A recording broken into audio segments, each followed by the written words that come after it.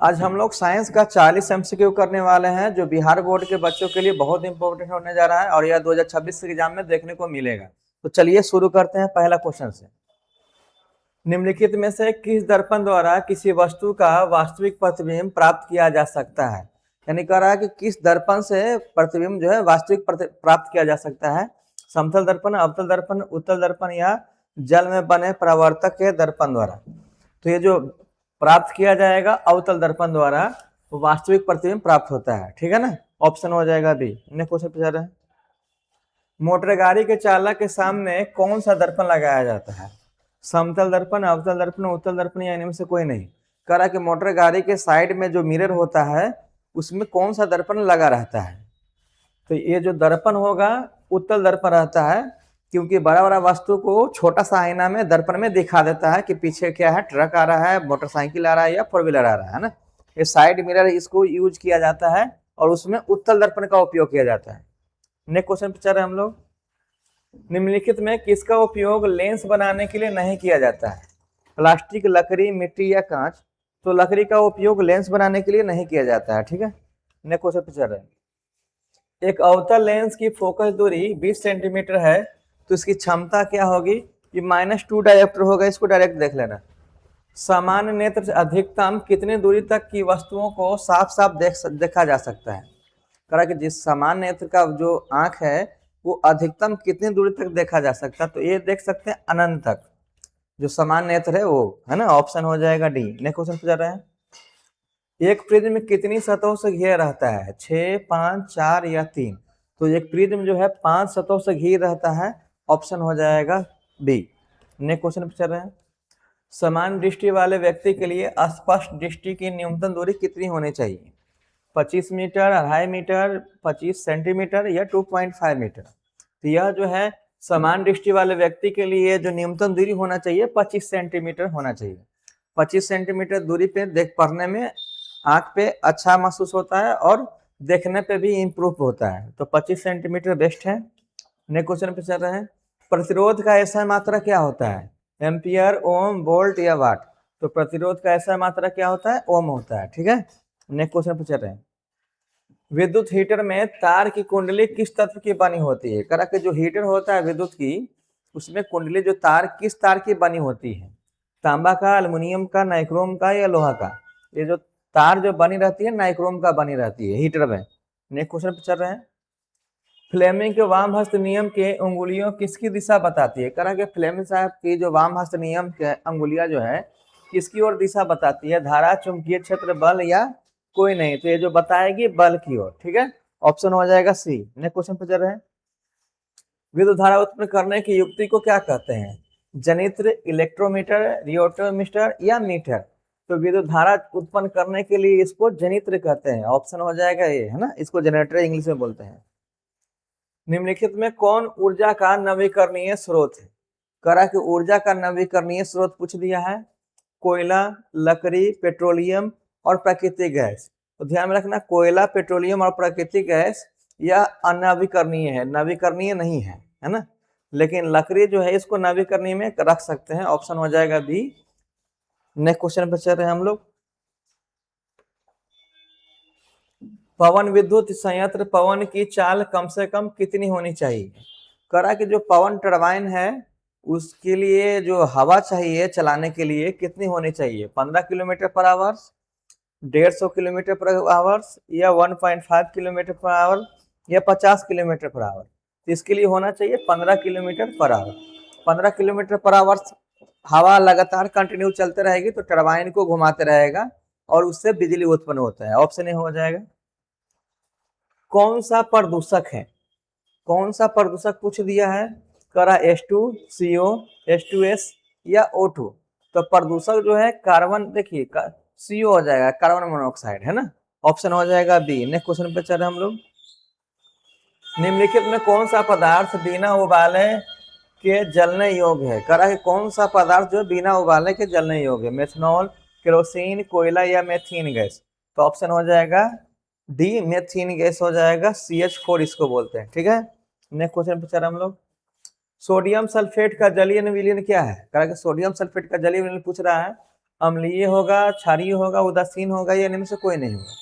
तो ये हो जाएगा आपका उदासीन हो जाएगा। सोडियम सल्फेट का जलीय विलयन उदासीन होता है, ऑप्शन हो जाएगा सी।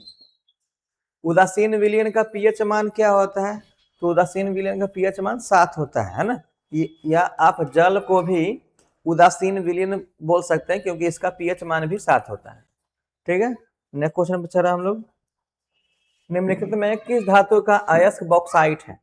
करा कि बॉक्साइट अयस्क किस धातु का है? मैग्नीशियम, सोडियम, एल्युमिनियम या बेरियम? तो ये जो धातु का अयस्क हो जाएगा एल्युमिनियम का है ना। बॉक्साइट जो अयस्क है एल्युमिनियम का अयस्क है, ऑप्शन हो जाएगा सी। कौन विद्युत का सुचालक है? करा कौन विद्युत का सुचालक है? सल्फर, प्लास्टिक, ग्रेफाइट या रबर? तो देखिए विद्युत का सुचालक ग्रेफाइट है जो कि अधातु भी है ना। अधातु होते हुए धातु का काम कर रहा है। और इस सल्फर, प्लास्टिक, रबर ये सब विद्युत का सुचालक नहीं। ऑप्शन हो जाएगा सी। निम्नलिखित कौन आयनिक यौगिक है? करा कि आयनिक यौगिक का नाम बताइए कौन है? HCN, CH4, KCl या CO2? तो ऑप्शन हो जाएगा सी, KCl, पोटेशियम क्लोराइड इसको बोलते हैं। हीरे में कार्बन परमाणुओं को बंधे रखने वाला बंध है आयनिक सहसंयोजक, हाइड्रोजन या वांडरवाल्स? तो हीरे में कार्बन परमाणुओं को बांधने वाला जो बंध है इसको बोलते हैं सहसंयोजक बंधन। ठीक है, ऑप्शन हो जाएगा बी। नेक्स्ट क्वेश्चन पूछ रहे हैं, कौन सा हाइड्रोकार्बन कमरे के ताप पर ठोस होता है? कह रहा है कि हाइड्रोकार्बन कौन सा है जो कमरे के ताप पर ठोस होता है? CH4, C3H8, C8H18 या C20H42? तो ये जो C24H42 जो है कमरे के ताप पे जो है ठोस में रहता है। नेक्स्ट क्वेश्चन पूछ रहे हैं, अवकलन विभाजन के परिणाम स्वरूप बनता है? करा क्या अवकलन विभाजन के परिणाम स्वरूप क्या बनता है? ग्लूकोज, हेमोग्लोबिन, मीथेन या न्यूक्लियस? तो ये बनेगा ग्लूकोज, ऑप्शन हो जाएगा ए। नेक्स्ट क्वेश्चन पे चल रहे हैं हम लोग, आवर्त सारणी में किस वर्ग में ऊपर से नीचे जाने पर तत्व का धात्विक गुण बढ़ता है, घटता है, अपरिवर्तित रहता है या कोई नहीं? तो आवर्त सारणी में किसी वर्ग में ऊपर से नीचे की ओर जाने पर तत्वों का धात्विक गुण बढ़ता है, ऑप्शन हो जाएगा ए। ठीक है, नेक्स्ट क्वेश्चन पे चल रहे हैं, कोयला एवं पेट्रोलियम क्या है? कोयला एवं पेट्रोलियम क्या है? नवीकरणीय ईंधन, जीवाश्म ईंधन, जैव ईंधन या नाभिकीय ईंधन?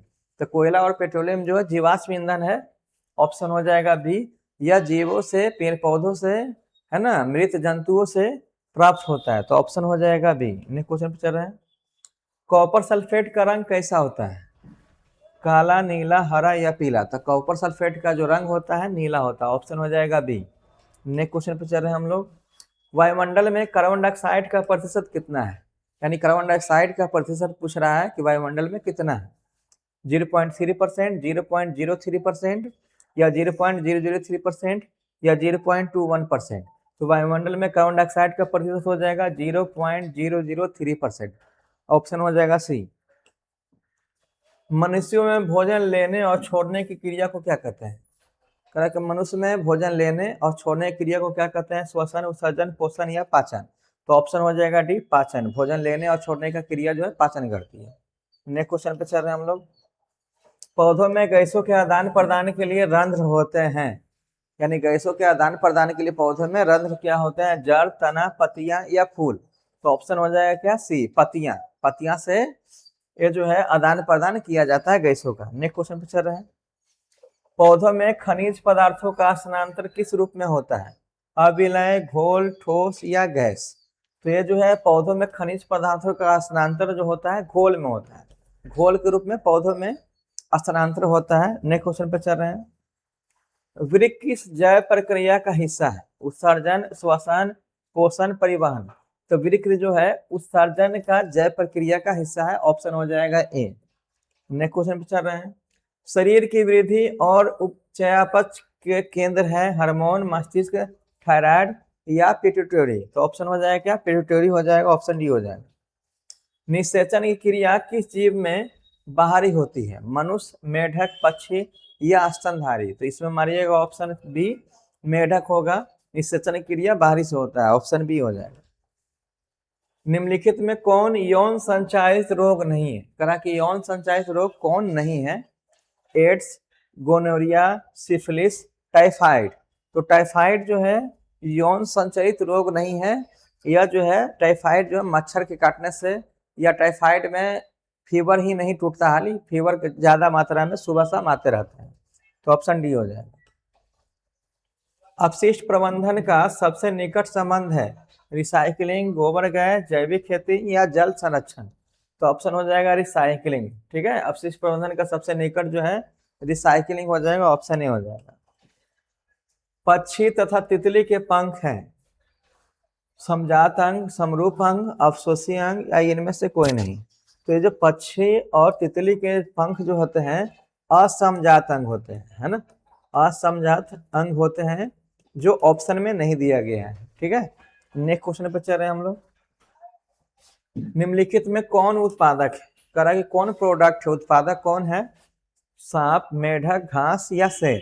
तो इसमें उत्पादक का काम करता है घास, इस जिसको बोलते हैं प्रोडक्ट। यह खुद ब खुद उत्पादन के रूप में आती है और इसी से सारे जैव प्रक्रिया का प्रक्रिया शुरू होता है। तो ठीक है, ऑप्शन हो जाएगा बी। नेक्स्ट क्वेश्चन पे चल रहे हैं। ओजोन परत का अवक्षय मुख्य रूप से किससे होता है? Carbon dioxide, sulphur dioxide, CFC या NO2। तो यहाँ ध्यान रखना, ओजोन परत का अवक्षय जो है CFC होता है, इसको बोलते हैं क्लोरोफ्लोरोकार्बन।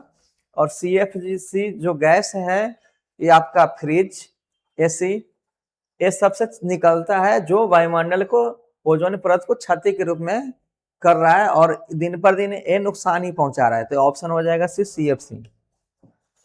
हार्मोन स्त्रावित होती है अंतःस्त्रावी ग्रंथि से, बाहरी स्त्रावी ग्रंथि से, तंत्रिका ग्रंथि से, इनमें से कोई नहीं। तो हार्मोन जो स्त्रावित होगा अंतःस्त्रावी ग्रंथि से होगा, ऑप्शन हो जाएगा ए। नेक्स्ट क्वेश्चन पे चल रहे हैं। रक्त के घटकों का विभाजन कहलाता है डायलिसिस, सेंट्रीफ्यूजेशन, रक्त संचारण या संचयन। तो रक्त के घटकों का विभाजन जो है सेंट्रीफ्यूजेशन कहलाता है ना, ये जे रखिएगा, सेंट्रीफ्यूजेशन कहलाता है, ऑप्शन हो जाएगा बी। तो चलिए, ये था मोस्ट इंपोर्टेंट 40 क्वेश्चन। तो वीडियो को लाइक, शेयर और सब्सक्राइब जरूर कर दीजिए। धन्यवाद।